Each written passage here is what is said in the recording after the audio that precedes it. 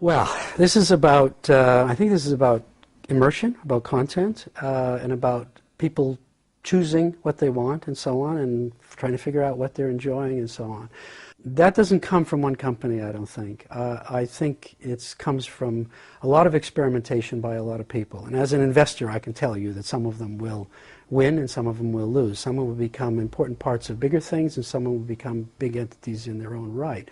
I think we need to understand more about, so a person-wise Steve Jobs, I think we have to understand the enablement part of that, because it's enabled a lot of companies to try to figure out what people want and then real-time enhance it until they get it right or until they drop off the face of the earth. And there's probably more that are dropping off that are making it. So that whole magic that happened there, it's not just because it's a cute-looking device. It's not just because of A, B, C, or D. There's a combination and a formula there that I think it would be good to understand well and then exploit it, because they're letting everybody exploit it. So there are some other very interesting areas. So if I was kind of to put together a panel, we're looking at 3D, we're looking at augmented reality, what's that really, and all that sort of thing. Well, I think it's a natural way of receiving information, and it's the 5 senses that are involved there. So if I could put together a panel of people who've done a lot of work with the user interfaces associated with video eyewear, audio things, and so on, I think that would be very interesting, but it's very difficult to put that together. I'm looking at all sorts of companies all around that are working in this one area. They all kind of have a technology approach to this thing, and they're not always consumer. Some of them magically make things the consumer want, or maybe it's even accidentally. So there's a few people that are actually leading in this. And one of them is, there's a company called Vuzix, and their CEO, Paul Travers, I think would be very interesting, because they've been doing quite a lot of work for the military to enhance the reality of warriors in the field, so to speak. And that technology they have been able to take into the consumer market. So they've got a route to get bought and paid for technology. And they just got a contract, for example, to do see-through lenses. I think this is kind of the key to augmented reality. So I think Paul Travers or a group of people like that, moderated well to move them from the technology side of things to the actual applications, would be a very, very interesting thing.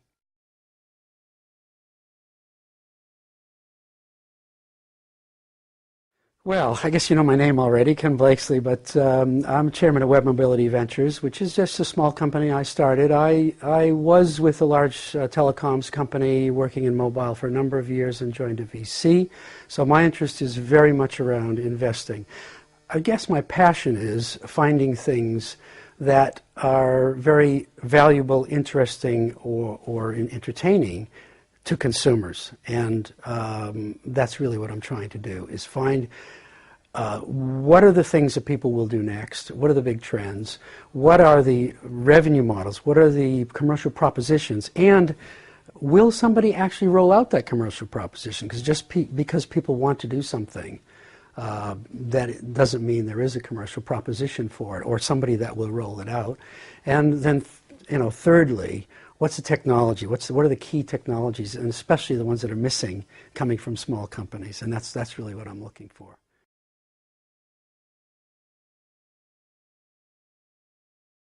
In the end. And by the way, eyeballs are quite important because, number one, everybody takes them wherever they go.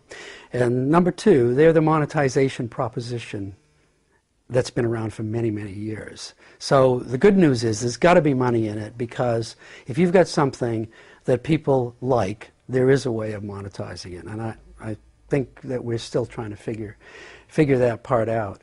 So I think, we touched on it earlier, I think personalization is very, very important here. And not so much search, but discovery. I think content is going to become very pushy, very pushy. And I want that.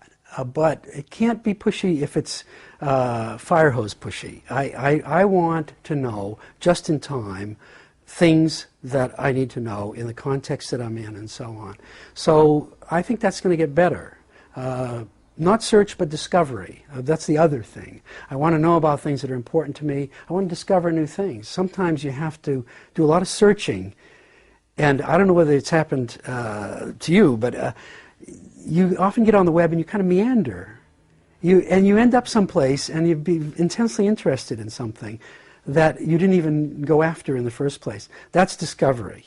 And I think people like that, and just getting information, getting entertainment, when and where they want it. So I think personal mobility is very, very important to the whole thing. I hate to bring this up, but the adult industry made the internet happen, but it did get taken over quite rapidly. So they put the technology in place. So I'm not going to say that is what's going to do at this time, although it could have a part. I think gaming is quite important.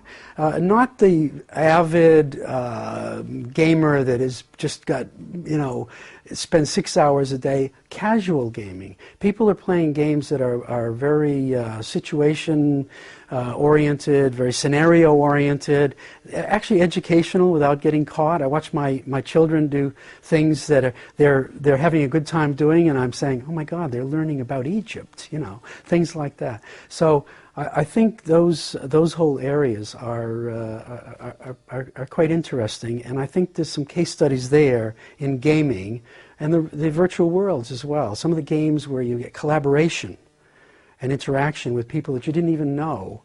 You learn the personality, you learn the trust factors that you can apply to those people. I think those are very interesting, can be moved into. In the old days, we trusted the people that we did business with because we knew them. And now I think we can get back to that. It's kind of back to the old values, but technology enabled.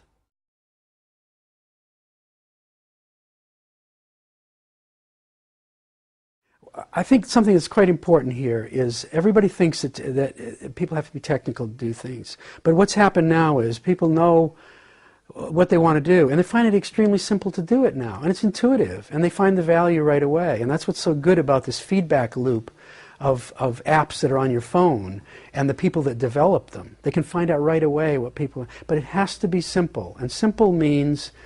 it's intuitive. It's something I always wanted to do and found valuable, but couldn't do before because I didn't have the technical stamina to get there, if you know what I mean. But then all of a sudden, an icon appears on your phone, and you push it, and it's like returning home. It's beautiful. It's what you wanted to do next. I think simplicity is very, very important.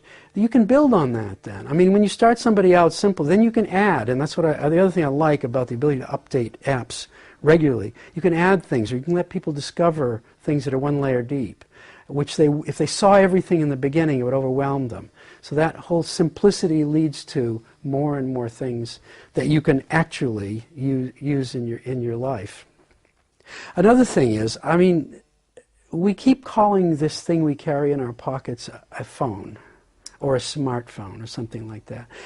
I mean, the phone part of it is really going the way of the clock. I mean, you used to have, families had a big clock in the room. It was a feature. Then it was in every room. Then it's on every wrist. But now it's inside everything. And I mean, we don't call our microwave a clock.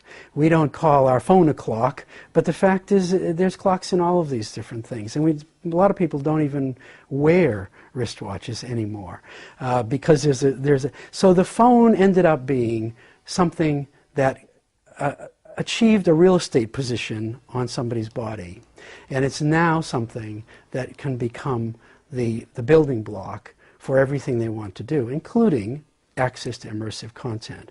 What they have to do, and I think where there's a little bit left to do, is to get the ability to move that content on the best screen available, the best speakers available, and people are doing that now. They listen with earbuds, and then when they get home they plug it into the big speakers and have a great time with it there. I think that's an area that needs to be developed. About 30 years ago, there was a book called The Hitchhiker's Guide to the Galaxy. And when we read that book, we thought, wow, this is an incredible device that understands exactly what's going on, context, where you are, what's going on, what the problems are, and what the solution is. And we imagined that actually all the information and all the capability was inside that device. Now we know that we have in our pockets the Hitchhiker's Guide to the Galaxy, but that it is nothing but a user interface and connectivity to the galaxy of information that's out there. So that's, I don't know what to call it, and that's maybe the problem we've got. So let's just call it the Hitchhiker's Guide to the Galaxy.